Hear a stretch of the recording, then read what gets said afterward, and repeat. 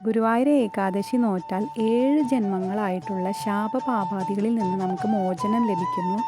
അതുപോലെ ദുരിതങ്ങളിൽ അകന്നു പോകുന്നു. 7 ജന്മങ്ങളായിട്ടുണ്ടായിരുന്ന സങ്കടങ്ങൾ പോകുന്നു.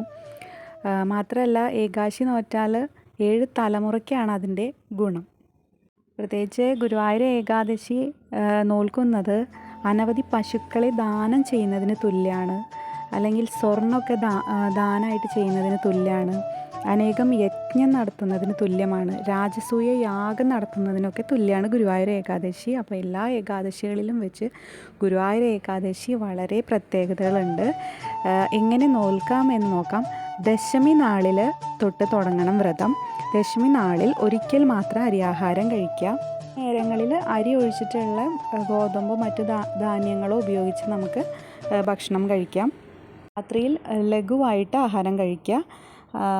പഴങ്ങളോ പാലോ മാത്രമായിട്ട് കഴിച്ച് അന്നത്തെ ദിവസവും ഭഗവാന്റെ നാമങ്ങളൊക്കെ ജപിക്കണം.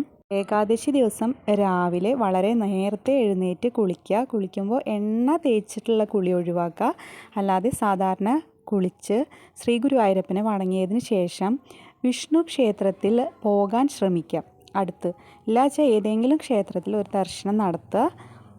ഏറ്റവും കൂടുതൽ ഭഗവാന്റെ നാമങ്ങൾ ചൊല്ലാനായിട്ട് ശ്രമിക്കുക. കൃഷ്ണനാമങ്ങൾ ജപിക്കാൻ ശ്രമിക്കുക. ഏകാദശി ദിവസം ഉപവാസമായിട്ട് എടുക്കുന്നവരുണ്ട്. പക്ഷേ എല്ലാവർക്കും അത് സാധിക്കണമെന്നില്ല.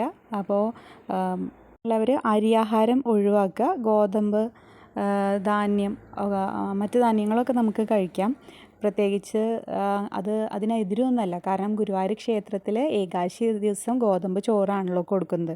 അപ്പോൾ അരിയാഹാരം ഒഴിവാക്കിയിട്ട് നമുക്ക് ഏകാദശി ദിവസം വ്രതം എടുക്കാം. പ്രത്യേകിച്ച് അസുഖം അതൊക്കെ ഉള്ളവർ കൃത്യമായ ഇടവേളകളിൽ അരിയല്ലാത്ത ധാന്യങ്ങൾ ഉപയോഗിച്ചുള്ള ആഹാരങ്ങൾ കഴിക്കുക. ഭക്തിപൂർവം എങ്ങനെ നോറ്റാലും നമ്മുടെ ഉണ്ണിക്കണ്ണൻ അത് സ്വീകരിക്കുമെന്നുള്ള കാര്യം തീർച്ചയാണ്. പിറ്റേന്ന് ദ്വാദശി ദിവസം പാരായണ വീടാനായിട്ട് രാവിലെ കുളിച്ച് തീർത്ഥം സേവിച്ച് വ്രതം അവസാനിപ്പിക്കാം. നെല്ലിക്ക കിട്ടുന്നവരുണ്ടെങ്കിൽ അത് കഴിക്കുക. കാരണം ദ്വാദശിക്കായ എന്നാണ് പറയുക. ഏകാദശി ദിവസം നെല്ലിക്ക സ്വീകരിക്കരുത്. ഈ വർഷത്തെ ഏകാദശി ഡിസംബർ 11 രാവിലെ 3:42 തുടങ്ങിയിട്ട് ഡിസംബർ 12 രാവിലെ 1:09 വരെയാണ് സമയം. പാരായണയുടെ സമയം വരുന്നത് ഡിസംബർ 12-ാം തീയതി രാവിലെ 6:28 മുതൽ 8:47 വരെയാണ്. ഭഗവാന്റെ നാമങ്ങൾ ചൊല്ലിക്കൊണ്ട് നമസ്കരിച്ച് വ്രതം അവസാനിപ്പിക്കാം. കൃഷ്ണ ഗുരുവായൂരപ്പ.